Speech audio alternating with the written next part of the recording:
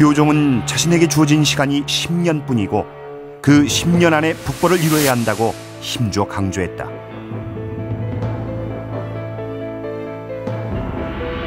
하지만 노론의 영수 송시열은 실제 북벌엔 미온적이었다.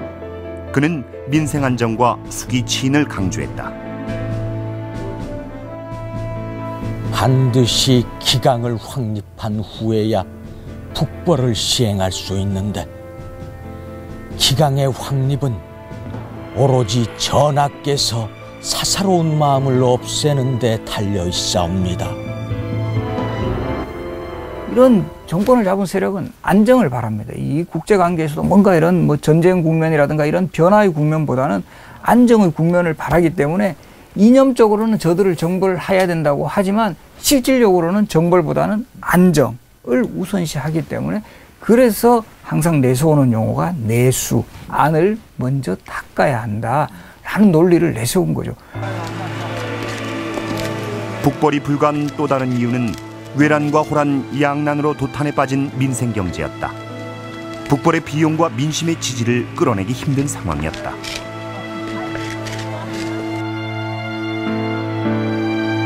청나라의 감시도 북벌 준비에 제약이 됐다.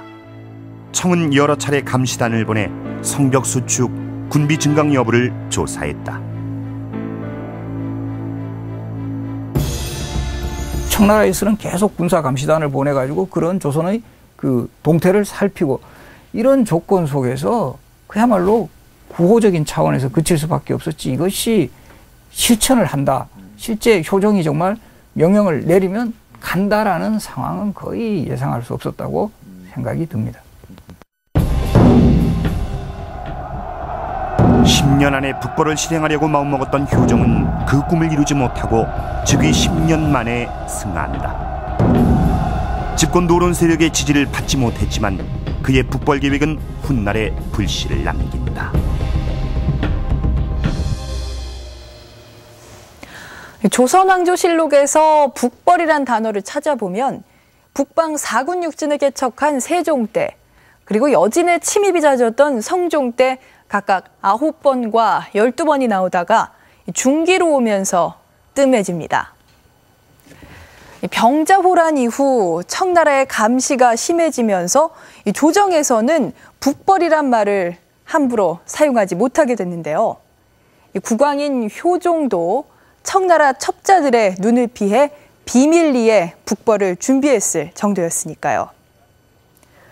그러다가 효종과 현종 이후 왕위에 오른 숙종 때 북벌이란 말이 9번이나 나오게 됐는데 과연 그 이유는 무엇일까요?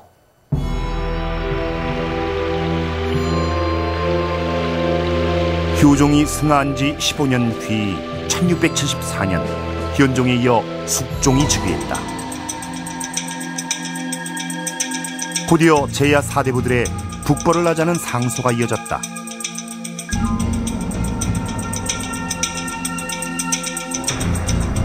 조정의 대신 중에도 북벌을 주장하는 이가 나왔다.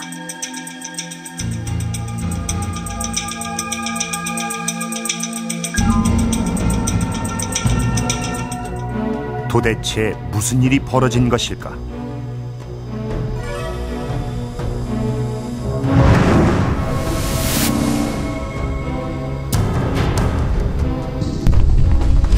사대부들이 북벌을 적극적으로 상소한 것은 청나라를 둘러싼 대외 정세에 큰 변화가 있었기 때문.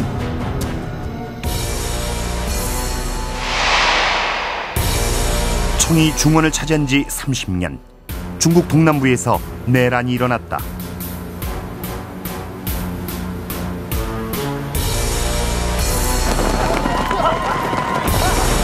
청나라 건국에 공을 세우고 영지를 받아 다스리던 명나라 출신 장군들이 난을 일으킨 것이다.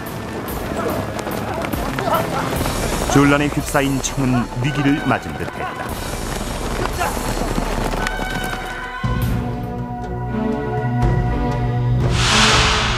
북벌론자들은 청의 군사력이 남부의 내란 진압에 투입됐을 때 그 허점을 노려 요동지방을 청벌하자고 주장했다.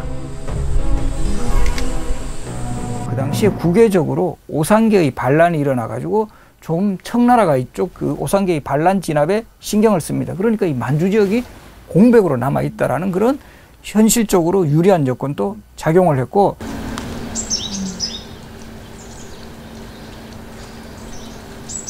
용인의 한문화재연구소에서 조선시대의 초상화한점을 복원 중이다. 청이 위기를 맞은 숙종 초 북벌을 적극 주장했던 윤휴. 윤휴는 지속적인 상소로 북벌을 주장했다.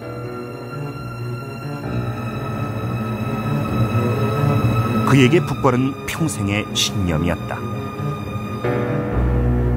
지금 밖으로는 세 가지의 일이 있는데 북벌이 첫째이고 바다를 건너 대만의 정성공과 통하는 것이 둘째이고 북과 화친을 끊는 것이 셋째입니다.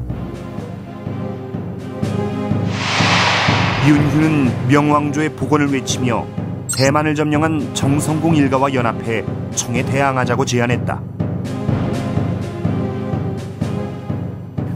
효종의 북벌은 송실에 의해서 전주론적 북벌로, 다시 말해서 정신적인 어떤 북벌로 이렇게 대치돼가지고 어떻게 보면 무력화됐다 이렇게 말할 수 있는데, 다시 17세기 후반에 남인계열의 윤휴가 효종의 북벌 정신을 다시 계승해서 적극적으로 북벌 대책을 제시했습니다.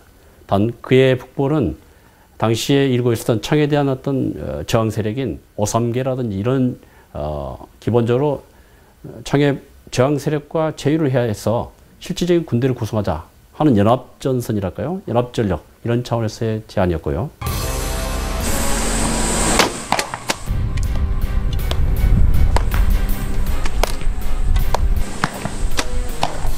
윤휴는 북벌의 성공에 상당히 낙관적이었다. 어지러운 청나라의 정세를 틈타 교종 때부터 잘 훈련된 군사를 동원해 요동을 점령한 뒤에 중원과 대만에서 호응하는 명나라의 잔존 세력과 연합하면 충분히 승산이 있다고 봤다.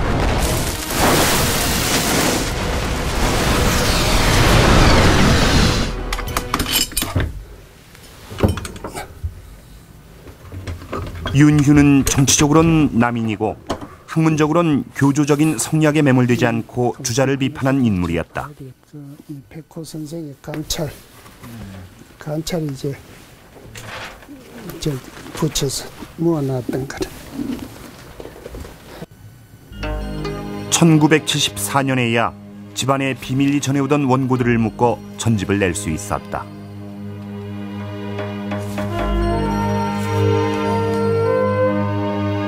그는 기술과 무기 제작에도 관심이 많아 북벌과 관련한 다양한 의견을 내놓았다.